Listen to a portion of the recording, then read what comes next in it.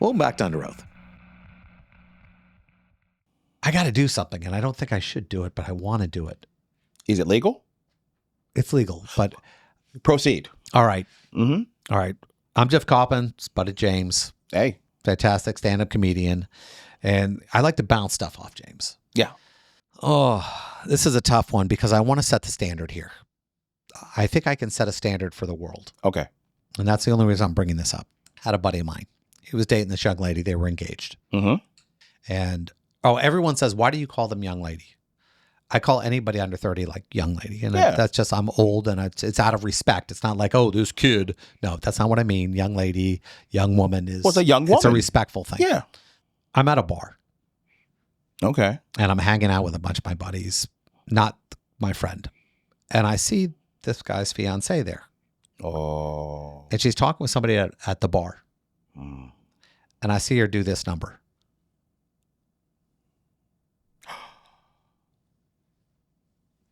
And she keeps the conversation going. Now, for those who are listening to the thing, I took a ring off. Yes. And I'm watching her talk to this dude, and I'm going, wow, did that just happen? Does she see you? No. Okay, of course not. Of course, she wouldn't do it in my face. Hey. No. And I'm sitting there, and I'm stewing. And I didn't have a cell phone back then. Mm-hmm. And I'm getting edgy. I know. I'm getting real edgy. I feel this. And I am now in the no-win territory. That is correct. And explain that for people who don't understand what you mean. The no-win territory works like this. If you catch somebody's significant other doing something. Yep. And you tell that person. And they stay with that person. Yep. You are non gratis. That's correct. Your friend, it's his job to hate you now. Correct. Because his girlfriend said this never happened and you're a liar. Yep. And now you can't be around him anymore. You can't hang out with him. You can't do anything. Mm-mm. And I was stewing. I was so mad. Mm-hmm. Now, women would tell. Women would get up. Women would get up. Over. Yeah. Bruh. But as a man, and people go, what's the difference? There are different rules. There are. As a man, I'm not allowed to say anything. No. So I sat there and stewed on it. Mm-hmm. And every time I saw her after that date, it was like she was the devil. Yeah. I looked at her. I said, you are a cheating, bad human being who's going to hurt my friend. Yep. And I had to sit there and like hold the table. Take it. You had to take it. And take the table. I was pissed beyond belief. I know you were. 2 years ago, he breaks up with her. And he wants to have a drink that night. So we're in the car. Okay. And he's like, I'm going to call her back. I'm going to fix this. Jeff, give me some advice. What did you do? He was driving. Oh. I'm staring forward in the car. It's raining. Of course it is. It's a bad road in Miami. Oh, God bless. And I have an option. If I don't say anything, I have a 100% chance of surviving this drive. Yes. If I say something, I might be a statistic. Yeah. I stare forward. I said, let me give you a hypothetical. Let's call my friend Gary. Mm-hmm. I'm like, Gary, how would you handle this situation? Let's say 2 years ago, you're watching somebody's friend in a bar, their fiance, take off their ring and talk to somebody. And you know you can't tell them. Because you'll be the villain of the story and there's a possibility she'll defend herself and then it'll be my friend's job not to defend me. Now, imagine 2 years later, he breaks up with his girlfriend, his fiance, and he asks you, what should I do? What should I do? Yeah. Are we good? And Gary, we're absolutely fine. Okay. And didn't call her, didn't get back with her. And understood. Now, I did that 2 years later. Yes. Should I have done it that night it happened? Here's what I will tell you. Would you have done it? Well, would you have done what I did, or would you have held it? The person that tells the friend is never going to be okay in a scenario. God, it's such a terrible thing. And it's a horrible situation to be put in because you're not the one that did anything wrong. You didn't do it. You did nothing wrong. You mind your business. You were minding your own business sitting there, and she came and put the cheating in your face. She effed around. But you're going to find out. That is correct. That is correct. If you tell your friend that the person that they love, that the person they want to spend the rest of their life with is cheating or demonstrating cheating behavior, it never works out for you. No. Never works out for you. No, because he believes her. He believes her He because believes her. he loves her. Girls always get away with. Girls can say anything. Yeah. And they get away. You know that every girlfriend, and I'm stereotyping. Put the stereotype above my head right now. All women are not monoliths. We know they're different. We get it. Every person you know has that one girlfriend you hate. Absolutely. She either takes she either takes the girl you're with out drinking too much, or she badmouths you all the time. Absolutely. So see, men are smart. We don't badmouth the person you're with because we know we can't win. We know that. Even if you are dating the devil. We know. We have to go, yeah. We let you go through it. We have to. Yeah. Because we're the ones who are going to get the boot. That's correct. So the answer is I did exactly what I was supposed to do. You did the right thing. Okay. It never works out for you if you tell. All right, what do we got? All right, legally screwed, my friend. I feel legally screwed right now. I know you do. Oh, this is a good one. Can I force my ex to leave? Here we go. Bye-bye. I moved into an apartment about a month ago. I broke up with my boyfriend who's been staying here the whole time, but he's not on the lease. I told him I'd let him stay 2 months so he could find another place. He broke. Yeah, he broke. And you're a kind person. He broke. He said I'd have to evict him and he just wants to stay till the lease is over, but that's for another 5 months. We're broken up and you won't leave. Oh, you know what you do? I got some advice here. Really loud sex. With somebody else in front of him. Wait a minute. Make noises you never made with him. Wow. I'm talking full Lord. I'm talking to the Lord, speaking in tongues. That's crazy. Fake it. In fact, I want you to know something. I guarantee you got a gay friend. Just bring him home one day and pretend you're having sex. He'll go with you. Just go in the room. And just go in there. I'm talking full-on gorilla noise sex. Yes. Start screaming stuff like, nobody's ever been this good. My last guy had a really small penis. Oh, man, come on. Come on. You can chase him out. Okay. Be serious? Yeah. You got to evict him. How? Okay. There's only one way to evict. Say, listen. There's only one way to do it.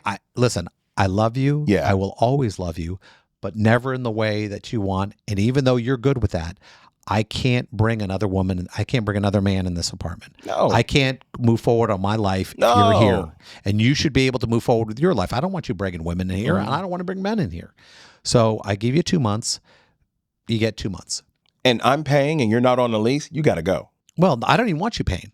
I want him gone. Well, that's what I mean. I could give you some bucks. Nah. Okay. No. First rule of law, everyone. This is lawyer speak. Lawyer speak, and this is a hot take. Well, don't call it a hot take. Call it a hot law take. Don't ever give somebody the ability to argue their way out of something. All right? That line you just said, well, I want you out and you're not paying rent. Well, I'll pay rent. Damn it. Give him out. No. Give him out. You want something said that there's no arguments. This is the way it's going to be. You don't want to go, this is the way it's going to be because you're a bad person. I could be a better person. And then he's arguing why he's not a bad person. Got it. Okay, no. I can't move forward in my life if you're here. That's it. Yeah. Well, why not? Because I don't have that ability. Got it. Nothing to do with you. Yeah.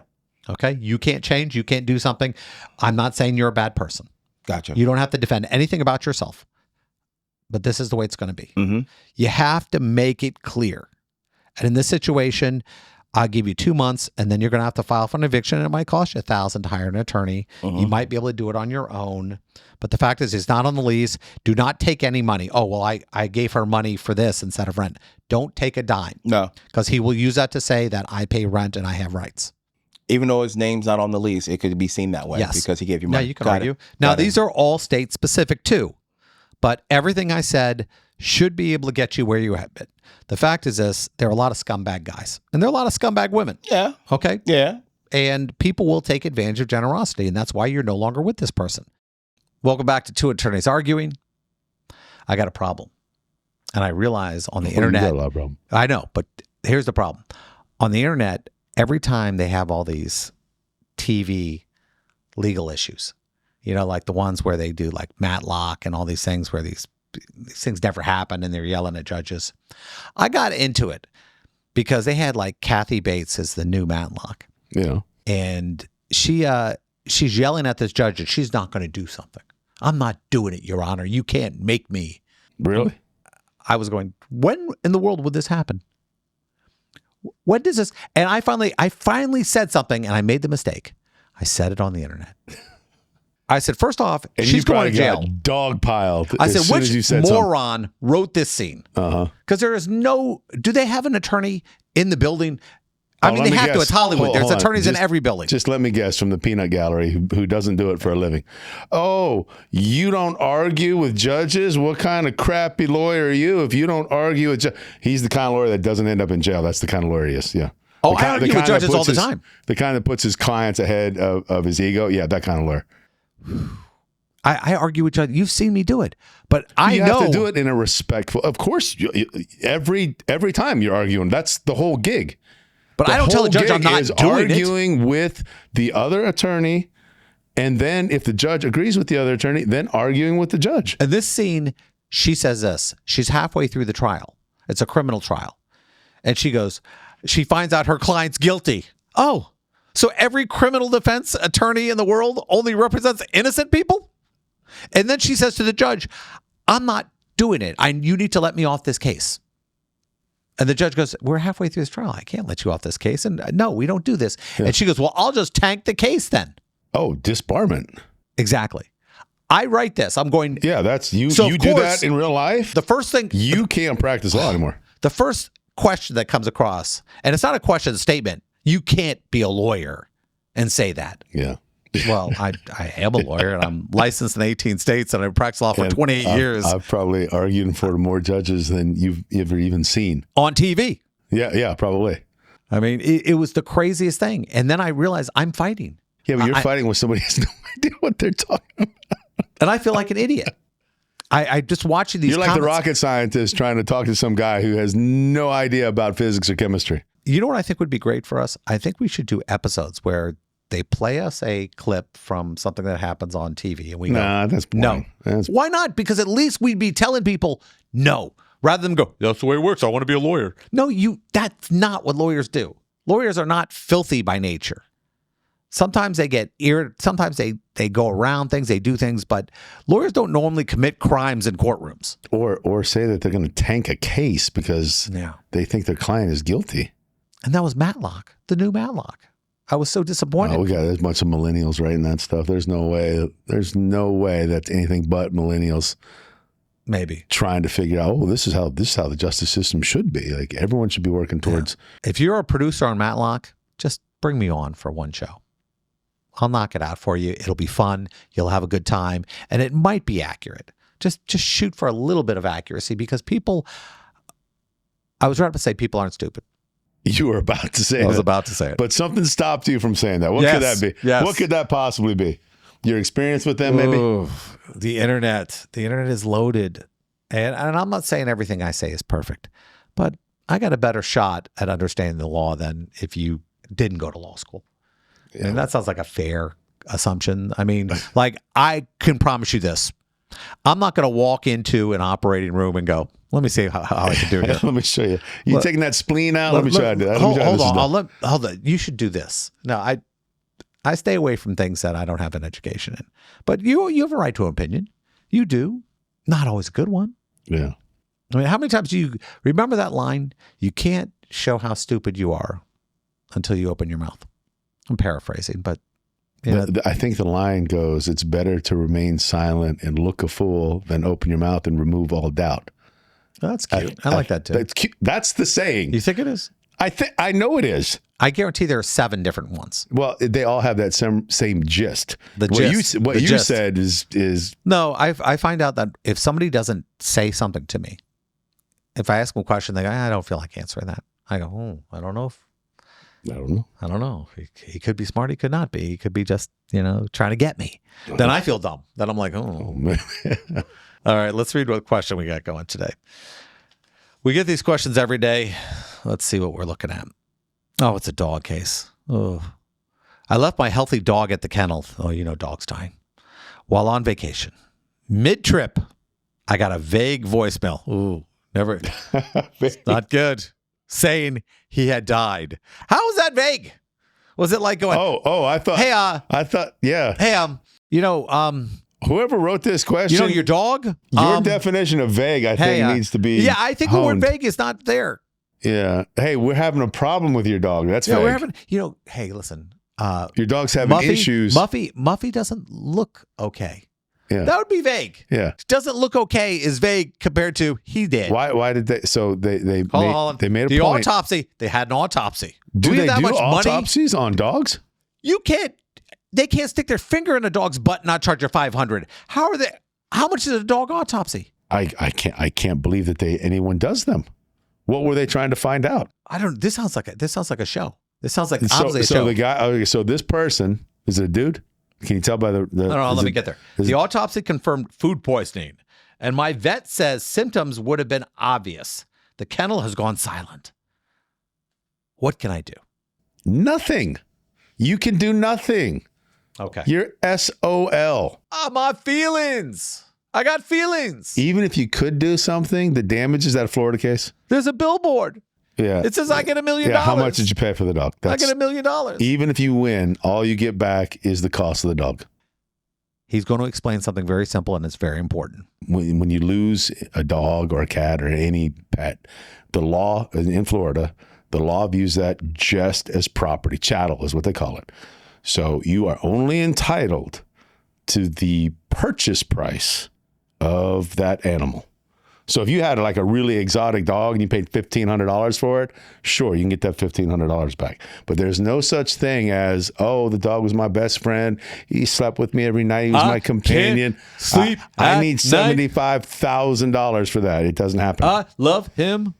You get as much for your dog as you would if your moped got kicked over and you had to repair. Same as a purse. It sucks, I know, and I'm not anti-dog. I'm just explaining the law. So for the peanut gallery out there who's like, no, I don't hate dogs. I don't like that. That's the case that in Florida you can only sue for the purchase price of the animal. I don't like that, but that is the law, and you need to know that before you go spending a bunch of time trying to sue somebody at a kennel for quote food poisoning. How do you know the dog didn't eat a rat that had just consumed rat poison? How do you know that? You don't. Don't know. How much money are you going to spend to try and prove that the food that they served at the kennel was somehow bad? None of the other dogs died, but just yours. So what are you going to call a dog expert, a dog nutritionist? Could you imagine one of these people showing up? I talked to this psychic who spoke to Muffy from the other side. See, that's a TV crap right there. Hold on. Would they allow that in court, you think? No. But why not? Because it's not scientifically provable. It's not provable. Oh, no. An expert is somebody who has specialized knowledge, training, or skill that is not possessed by the jury. So if you can get a judge to buy that this medium, this psychic, has specialized knowledge, training, or skill, that's the standard. No, you're forgetting the standard. It also has to be scientifically acceptable. It is accepted in that community of the other psychics, mediums, and seers. Nope. Hells no. I think you're still a little short. You know who I would think? I know some judges. I mean, if you're going to sue, if you're going to sue, go all the way. No. Try to get the dog psychic in, right? I mean, if we're taking the case, we're going to at least try to get the dog psychic in. No. You know why I wouldn't do it? Because this judge would go, I ain't trusting these guys on anything. You know, if we try to get that one in. They would appreciate the ingenuity. Oh, how many? They would appreciate the ingenuity. These guys are advocates. This judge would go to his next conference, and we would be the story of the morons who tried to bring in a pet psychic. His Kaufman and Lynn group over there. They went full pet psychic on me. No. Have you seen the degrees people? People can get degrees now in college, and here, I'm talking to you. You know exactly who I'm talking to. They make up the title of their degree. Yeah. It's not like an actual thing. That can't be from a real college. It's a real college. Well, expensive colleges. Really? Yeah. Give me an example. They'll make it.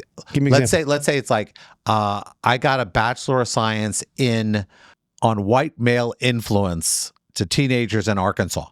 Yeah, I've seen it. I've seen these videos where they go, "What are you majoring in?" Hold on. The student gets to make up the name of the degree that they get. I get a bachelor's based on da da da. Okay. Is our tax money being used to? Yes, federal funds. Oh, great. Federal funds. What a great I didn't use of realize our how funds. much federal funds colleges were getting, like billions of dollars. It's sad. How about, you know where my money would go? Okay, if it went to like medicine, like I don't mind billions of dollars going to fund, medicine or fund like robotics or stuff that will improve our country or stuff like that. AI, energy production. Yeah, things like that. I think we should limit. When Chemistry. they come in, we shouldn't go, okay, what would you like funded in? Emotional trauma and rats smoking nicotine. And you go, smoking nicotine? You go, yeah. Weird things like that. I'm going, oh, I don't need to know smoking's bad. Which genius didn't figure this one out? Hold on, let me get this straight. The black stuff I'm putting into my body is bad? And they had commercials that said it was good, but that's Yeah, silly. they had the best. They had the best experts in the world at the time. They were getting on TV and doing commercials saying how great. There's no correlation. There's no proof that smoking causes any ill side effects at all. I guess you can pay for this stuff. The best doctors in the world at the time. You know what the big were scam paid is? to say that. You know what the big scam is? Almond milk. Almond milk. Almond milk. I drink almond milk sometimes. Why is that a scam? Oh, look it up. Not good. Is it Not bad good for you? Yeah. Terrible for you. I mean, I drink more cashew milk than I do almond milk. Is cashew milk bad for you? You guys are going to argue with me, but look it up. They take the crappiest, the remnants. This is the remnants. This is stuff they couldn't sell. They go, what are we going to make it? It looks white. We can make it look white, and we'll put some sugar in there. We'll put some artificial stuff in it and make it tasty. Yeah, it's terrible for you. Is it? I thought it was so good for you. Look it up. You should know. You're big. Come on. Well, yeah, I thought I was doing right by not having cow's milk. Internet is not your friend. The minute you Google it, you're going to go, oh. I just don't like the taste of regular cream milk. or something. But you don't drink coffee, so why? What do you drink almond milk with? Like your cereal? Cereal. Yeah. Okay. That's the only time I ever have milk at all is with cereal. Why don't you just do like 2% or something? Yeah, I could do that too. All right. How did we get to here? Why are we talking about milk? I don't know. What are we talking about? What's the original subject? Can you remember me getting Dogs? sued by the almond milk company? Oh, yeah. We start talking about a dietitian. The dog psychic, that's where we were. That's where we left So off. the dog psychic got me Yeah. on this? Yeah. I don't know. I don't even know if we'll be back in a few. I don't even know if we're going to be back. This might be the last show. The almond milk people might put us out of business. Today we got writer, actor, producer, director, and comic book writer Kevin Smith. What up, kids? How are you, man? Excellent to be here. Look at that Panthers jersey. Very time. I was trying, man. I didn't even dress up for Shatner, but I dressed up for you. Okay. That means the world. I put on a smoking jacket for you, so we're even, for heaven's sake. There you go, man. So I got to tell you, I remember seeing Dogma in theaters, and I know the re-release is coming like this week. How tough is it to watch one of your children and you go, we can't ever watch this again because some dude is holding my movie hostage? It was crazy. I mean, for years, for those that don't know, like we made this movie for Miramax back in the day when Miramax was owned by Disney. And so once the movie was made, Disney was like, we don't want you to release this movie. It's a polemic. We don't need this kind of heat from people who are Catholic. And so I got to say the name. So wait for it, kids. Harvey Weinstein personally bought the movie. And so he licensed it to a young Canadian company called Lionsgate for theatrical distribution. And then Sony, Columbia TriStar did the DVD. And so those deals eventually lapsed and he still owned it, but he never re-upped the deals or anything like that. So for the 10-year anniversary, the 15-year anniversary, even the 20-year anniversary, I kept writing to be like, hey, can we do something? Can we take Dogma back out? Never heard any word or anything like that. So around the 20th, he was already in jail. That's when I made offers. I wrote a very heartfelt letter to a convicted rapist.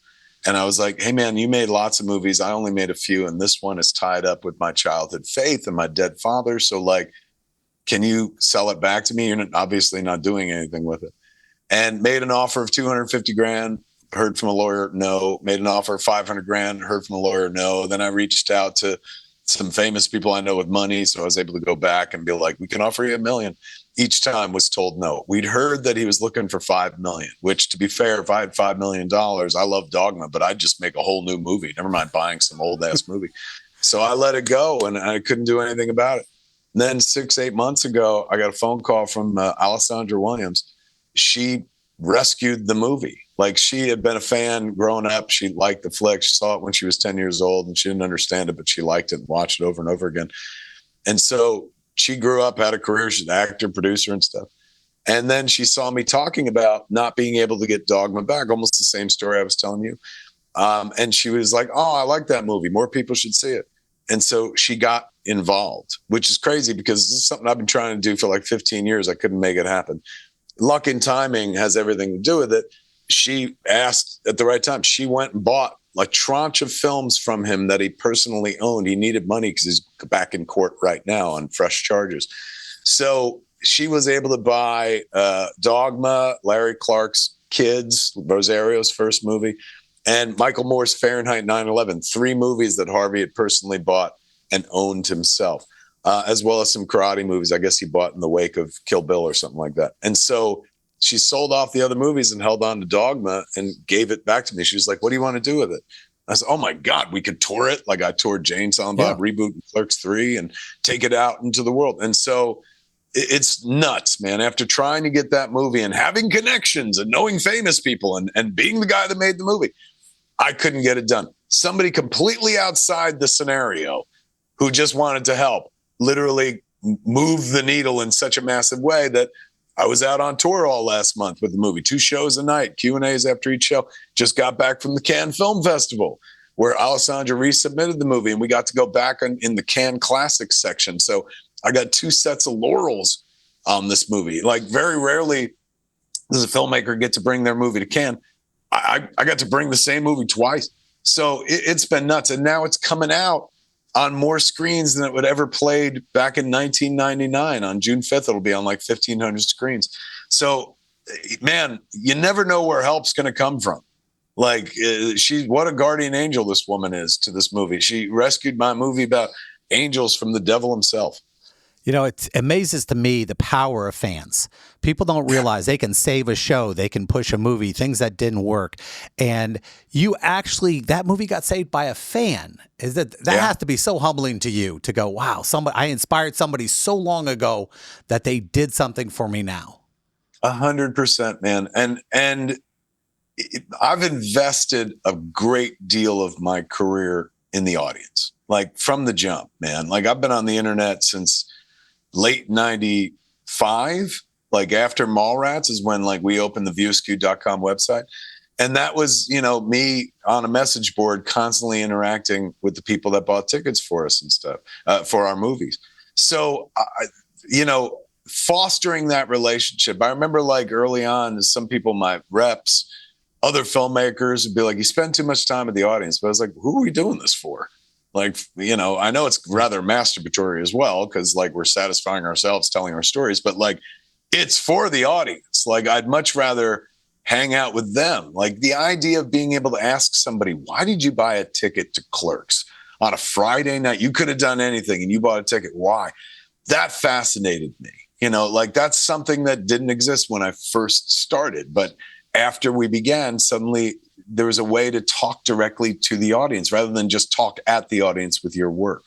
So fostering that relationship over 3 decades really panned out. You know what I'm saying? Like, when it came down to Alessandra saving Dogma, that wouldn't have happened otherwise. Like, so fostering that relationship with the audience, turning to them at all times and be like, what do you think? Having fan events and stuff, like just stuff that always made sense to me from the beginning of my career. If there's anybody interested in what I have to say or my work, I'm just as interested in them, for heaven's sake. So it did work out for me in a big bad way. A lot of people, when they see you, they go, well, how do I do that? And I like tell them, I said, you have to be all in from the beginning. You have to take whatever risk you can. And imagine you were creating Clerks now with cell phones and, I mean, the quality of everything that you have in your hands. I mean, how much easier would it have been for you? I mean, it would have been cheaper is what it would have been, right? But that doesn't necessarily mean it would have happened. Like, some things you have to get through in order to accomplish your dream. If it was easy as hell, everyone would do it, and then it wouldn't be special. It's like that line in The Incredibles, like when everybody is super, then no one will be, So I could see, like, you breathe in rarefied air if you can take it past the whimsy stage. Everyone has a whimsy, like, oh, wouldn't it be great to do a thing? And a lot of people just let it die there. Like when you're somebody like me, you're like, well, why let it die there? Let's see if we can actually bring it into the real world and bring it into fruition. Like that's what I often, like, after 30 years, I think my job is just professional whimsier. Like where I'm like, oh, wouldn't it be cool if we did this? And then trying to figure out a way to like actually make that happen. And with wait, what was the question? Now I lost the thread. Yeah, don't worry about it. We got there. Okay. We got there. You know what I think the magic is, and I think I haven't done a deep dive. I've been a fan a long time. I've seen all your movies. Thank you. I think we all are living vicariously through you. You're watching you achieve your dreams. Okay, I want to write comic books. I'm writing comic books now. I'm shooting every movie. I'm telling every story. I'm writing. I'm directing. I'm in the movie. I'm traveling with the movies. I mean, that's what I think we really love about watching you. You're achieving what you're going after. That means the world. I've always felt like, because of my connection with the audience, that sometimes they see you like an avatar. Like, oh man, like I remember this dude once said to me early in my career, he goes, I like what you're doing. If I was you, that's the way I'd be doing it. And because of that, they're invested. It's exactly like you say, like some people are just not necessarily into the work per se as much as the journey that you're on. Like with Scorsese, it's easy to be in the work. He's a master filmmaker. Quentin Tarantino, same thing. You could appreciate just the work and stuff. But with my stuff, it doesn't scream to be made cinematically. So there's a certain kind of like, oh, look at him doing it. He's still doing it. Good for him. That goes along with what I do as a filmmaker versus what other filmmakers do. And I recognize that. I know I'm breathing rarefied air, and fostering that relationship with the audience over time results in that, man, where you have an open dialogue with people who are buying your tickets, and they'll let you know when you're doing good, and they will damn skippy let you know when you're letting them down. If you are their avatar and they're playing you like a video game, if you do something that they wouldn't do, they are not shy about telling you that, and sometimes they walk away because of that, because they don't like what you've done or with some expression you've made or something you've worked on. Sometimes they grow out of you. That happens a lot. I've noticed, like, people are like, oh, I still love him when I was a kid, but then, like, I discovered better filmmakers and stuff. Oh, stop and that. I don't mind that. That's not really fair. That's, to say better but filmmakers. I'm okay with that. I'm okay with that. Like, you're a story. There are better filmmakers than me. Way better. Everyone's a storyteller. How they shoot it. Okay, so you got 500 million and your cinematographer's getting 10 million. That's not really fair, because touching the audience is touching the audience. And depending on how that touching is done. But you're absolutely right. I'm not talking. That's I'm also an attorney too, so I got to I'm aware of that. You know what I'm saying? But it is. There's like I at the end of the day, because my budgets are low, it tells a story without you saying a word, right? Like people can tell the difference between a Marvel movie and a Kevin Smith movie, and the story that's being told behind the story is, he don't have the means, which means that he don't have the confidence of a studio or whatever, but he's still doing it. It's like I've always looked at it this way. I've been a NHL fan for a good portion of my life. Professional hockey, one of the most beautiful sports on the planet. I'm not a sports person, but I love hockey because of the speed, the grace, the balance, all of that stuff. I will never be able to play ice hockey, let alone at a professional level, of the NHL, for heaven's sakes. That being said, I like hockey and I like playing. Doesn't mean that just because I'm never going to play at a professional NHL level that I can't just play, put together a pickup game. Hey man, let's have some fun doing it. Just because you're not born to do that thing with God-given abilities and talent doesn't mean you don't get to play yourself if you lean toward it. So I've always felt like, because of that, because clearly in the work, even after 31 years, I've been doing this for 3 decades, you could see that it's more passion than talent. That will go a long way toward, an audience taking you under their wing. If you can say or think or feel something for somebody that couldn't say or think or feel that thing for themselves, have always been looking for the right words or whatever, they'll stick around for your entire career to see what else you could give them that's useful and stuff. So I feel like, you know, the symbiotic relationship between me and the audience is different than most symbiotic relationships most filmmakers have with the audience. It's a binary equation in that instance of like, I needed an audience or else nobody sees. If a tree falls in the woods and nobody hears it, did it happen?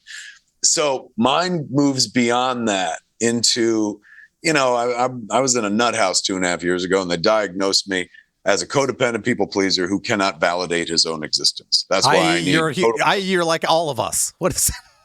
Pretty much. I mean, that's the thing. I was like, oh my God, how horrifying. And they're like, you're pretty run of the mill, Kevin. They're like, at least that's everybody in entertainment. Yeah. And then you realize, oh my God, that's right. We're all trying to fill some perceived deficit that we have that nobody ever pointed out, but for some reason we feel the whole world sees. And I have been lucky enough to be able to fill that deficit in front of people. And sometimes they're like, good job. And sometimes like, you suck. And I'll be honest with you, every day of my career, there's no shortage of people on the internet who tell me that I suck at my job. I don't know if it's true, though, because I've been doing it for 3 decades. You know, there's no ultimate truth. There's always, I mean, you did that in Jay and Silent Bob, where you can't, everyone on the internet's going to say something. I mean, yes. But you have to understand how many directors out there would have their fans fund their movies. I mean, hey, I'm going to give you money. Well, Spielberg, let him do it on his own. You actually have your fans go out there. They give $5, $10, $20 to see what you're going to do next. And that really says something. There's a huge difference between Spielberg and Ed Wood, you know. So I would be, but both passionate filmmakers. Right. You know, just one is passionate and has the talent to back it up, and the other's passionate, you know, and the talent is questionable. But beauty's always been in the eye of the beholder. We know that. So, you know, every tusk is either some person's yoga hosers or some person's dogma, where they're like, I like that movie, or they're like, I don't ever want to see you do that again. You know, there's no such thing as an utterly bad movie, because even the worst movie is someone's favorite movie of all time. I have seen Jersey Girl at least, I would say, 10 times. So wow, you're the one. No, listen, that was a solid movie. You caught the back end of a weird issue because you had Carlin. You had this was a great moment. There are so many great lines out of that movie, and it was just unfair. And with 2 minutes left, I guess, you know, one of the things I want to ask is this, and it's the fan base. You have people who would drive hundreds of miles to see you, to do these things for you. And I mean, for example, I had an opportunity to partly interview on another show called The Buckethead Show years ago. And I had there was something I was supposed to be doing. I was supposed to be doing a deposition. And I got a call, hey, Kevin Smith's at the studio. You want to come down? And I was like, well, somebody's going to have to handle that deposition because, you know, I'm doing this. So, I mean, with like a minute left, what would you say to your fans? Because, I mean, it's so weird when you say, I've got fans, because it's such a douchey thing to say, but you do, and they know every line from every movie. They are, and have always been, to borrow from Bette Midler, the wind beneath my wings. The only reason I still have a career at this point is because of the fan base. Whenever I walk into a place, they're like, oh, here he comes, you know, Clerks 19. They're not going like, yay, we're going to make all our money back off this guy. But what they do say is like, he does have that audience, and they do show up for him. So I honestly, I'm 31 years into the career. I would say the last 21 of those years has been fueled by people going, he has that audience. So the audience has not only like been there to support my work, the second half of my career, maybe even the second 2/3 of my career, only exist because of the audience, because they continue to show up for me, even with diminishing returns, man. So, naturally off the top of my heart, thank you, for heaven's sakes, for being there for me. Like, you have enabled me to stretch this fucking one-trick pony career over 3 decades. Like, I didn't come to the table with plans for 3 decades in the movie business. I just wanted to make Clerks. And, it worked out so well thanks to the audience that every day of my life has been like waking up and going like, what do I want to do today? My father's life was waking up and going, what do I have to do today? Every day of my life since Clerks has been like, what do I want to do today? And that has everything to do with the audience. So if I could give them all their money back, that would be the best way to show them I thank them, but I need their money. So if anything, this is me just saying, and I say it all the time, good Lord, thank you for your terrible taste in cinema. Well, I appreciate that, Kevin. And I got to tell you, I wouldn't dress up for anybody else. And good luck with the movie, all right? Thank you so much. Means the world, man. Well, that wraps up today's show. I'm attorney Jeff Kaufman. Thanks for joining us.